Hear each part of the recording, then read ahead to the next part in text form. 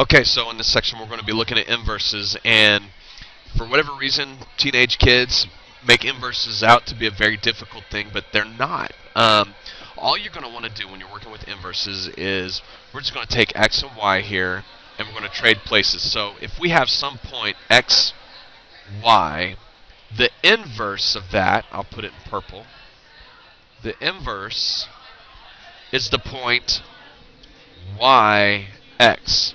Okay? That's how an inverse is going to work.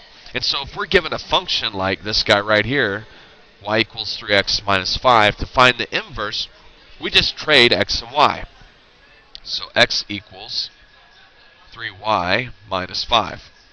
Now, in order to graph this correctly, what we want to do is solve this equation for y. And we're going to add 5 to both sides here. And this is going to be x plus 5 equals 3y. And then divide both sides by 3. And when you do this, you get an inverse. This is exactly what you do to find an inverse. It's not a super complicated, long drawn-out procedure. It's just trading the x-coordinate and the y-coordinate and solving for the y-coordinate. So, y equals x plus 5 is the inverse of f of x, which is 3x minus 5. And you can check yourself and see if you're right. In fact, we're going to do this on the next example, but if you do the function composition of the inverse in the original, it should reduce all the way down to x. And if you do the function composition of the original in the inverse, it should all reduce down to x. So if these two things are true, you have an inverse, and we'll look at that on the next example. Okay, so if I'm going to check and see if these two functions are inverses of each other or not, I have to use the function composition, and this is what we were talking about on the previous slide. So I'm going to take my f function, and I'm going to put it in for the x on the inverse guy. Okay, I'm going to put it in here for this x. So what this is going to give me is 1/3 times some stuff plus 5/3. And that stuff is going to be my f function. Okay? Now just simplify this guy all the way down and let's see what we're left with. So 1/3 times 3x is x. 1/3 times negative 5 is negative 5/3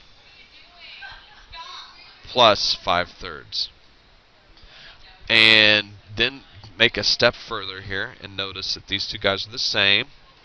So we can put them together and they go away and I just have x. So this is f inverse of f of x is what we're looking at. So now we're going to also check f of f inverse of x. And when we do that, we're going to go the other way. So this guy is gone. And this guy's gone.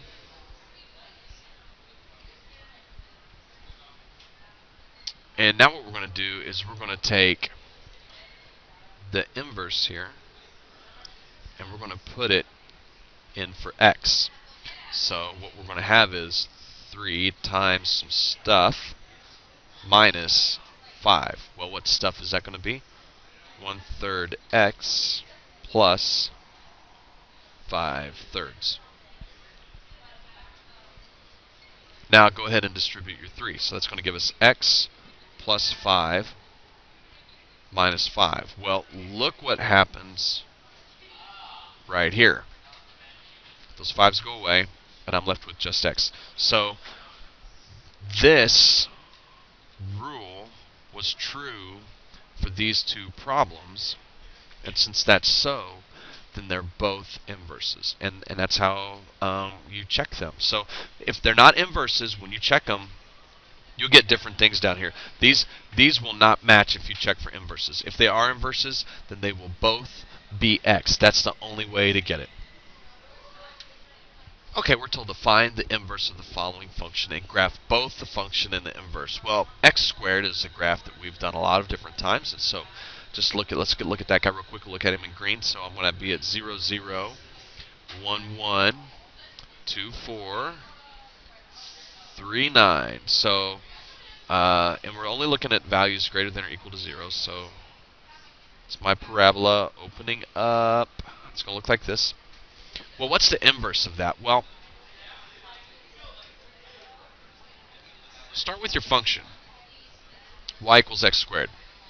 And then remember, when you're looking for an inverse, instead of writing xy, when you look at f inverse, you're going to have yx. So x comes over here, y comes over here, and now I just solved this guy for y. Well, how do I do that? Take the square root of both sides. And when I do the square root, I get plus or minus the square root of x equals y. Now, we're told that x has to be positive. Okay? And since we're told that x has to be positive, we're just going to look at the positive values of x. Okay? So, we're just then, and also since we're just looking at these values in green, we can eliminate the negative part of our inverse. So what we're actually going to graph is the square root of x. And so when you graph the square root of x, the square root of 1 is 1. Square root of 0 is 0. Square root of 1 is 1. Square root of 4 is 2. Square root of 9 is 3. And so here's your graph of the inverse of x squared, which is the square root of x, and your graph of x squared. Okay, the other thing that we can do here is take a horizontal line test, and with the vertical line test. So if you've got a function, and we'll just look at a little function up here, some function that looks like this, and you do a vertical line test, then as long as that vertical line only crosses my function in one spot everywhere, it's a function. So this blue guy is a function. Well, we can do the same exact thing for an inverse. And the inverse of a function f is also a function if and only if no horizontal line intersects the graph of f more than once. So if we look at this guy right here now, and we check this graph out, so we got the graph of 2x cubed plus 1.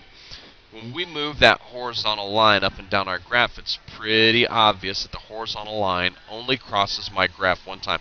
Now, it might look right here like you're crossing it more than once, but if we were to zoom in on that one spot, we're going to see that if we really zoom in right here, that our graph is going to look something like this. And so when you check your horizontal line in just that one spot right there, then you know it only crosses one time. So let's see then if number one, we know that the inverse will be a function, so let's find that inverse.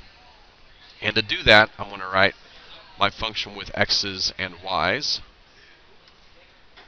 and then I'm going to trade places with the x and y, because remember, if I have x and y and I look for the inverse, then it's going to be yx. So x equals 2y cubed plus 1. Subtract 1 from both sides.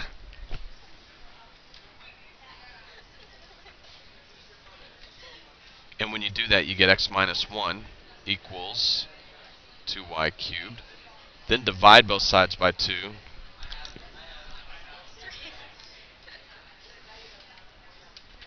And you're going to end up with x minus 1 over 2 equals y cubed. Well, the only way to deal with this now is to take the cube root of both sides, or raise both sides to the 1/3 power. So if I raise this side to the 1/3 power, I raise this entire side to the 1/3 power. And so what my inverse becomes is y equals the cube root of x minus 1 over 2. And that is the inverse, and this inverse is also a function because it passes the horizontal line test.